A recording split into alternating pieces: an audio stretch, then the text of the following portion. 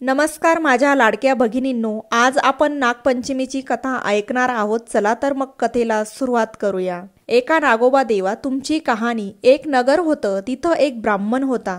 त्या ब्राह्मणाला 5-7 सुना होत्या। चातुर्मासात श्रावण मास आला आहे, नागपंचमीचा दिवस आहे। कोणी आपल्या आजोळी, कोणी पंजोळी, कोणी माहेरी, अशा सर्व सुना गेल्या आहेत। सर्वात धाकटी सून होती, तिच्या माहेरचं कोणीच आलं नव्हतं। तेव्हा ती जरा खिन्न झाली आणि मनात माझ्या सर्व संबंधी नागोबा देव आहे असं समजून नागोबा देव मला माहेरून न्यायला येईल असं म्हणू लागली। शेष भगवानास तिची करुणा आली, त्यानं ब्राह्मणाचा वेश घेतला व त्या मुलीला नेण्याकरता आला। ब्राह्मण विचारात पडला, हा इतके दिवस कुठं लपून राहिला व आत्ताच कुठून आला। पुढे त्यानं मुलीला विचारलं, तिनंही हाच माझा मामा असं सांगितलं। ब्राह्मणानं तिची रवानगी केली, त्या वेशधारी मामानं वारुळात नेलं।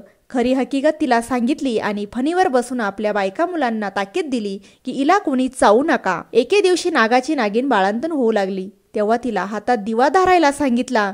पुढे ती व्याली, तिची पिलं वळवळ करू लागली। ही मुलगी भिवून गेली, हातातला दिवा खाली पडला, पोराचं शेपट भाजलं।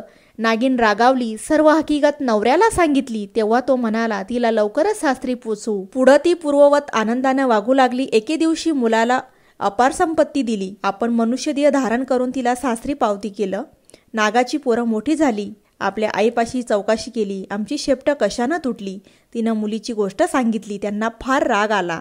तिचा सूट घ्यावा म्हणून पाटावर व भिंतीवर नागाची चित्र काढली, त्यांची पूजा केली। जवळ नागाने लाह्या, दूध वगैरे ठेवलं, उकडीचा नैवेद्य दाखवला। हा सर्व प्रकार नागाची पिल्लं पाहत आहेत। सरते शेवटी तिनं देवाची प्रार्थना केली, जय नागोबा देवा, जिथं माझे भाऊ लांडोबा पुंडोबा असतील तिथं खुशाल असोत असं म्हणून नमस्कार केला।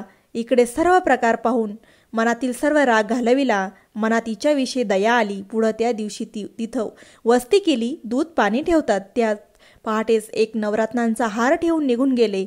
दुसऱ्या दिवशी हार उचलून गळ्यात घातला, तर जसा तिला नागोबा प्रसन्न झाला तसा आम्हा तुम्हा सर्वांना हो। ही साठा उत्तराची कहाणी 5 उत्तरी संपूर्ण।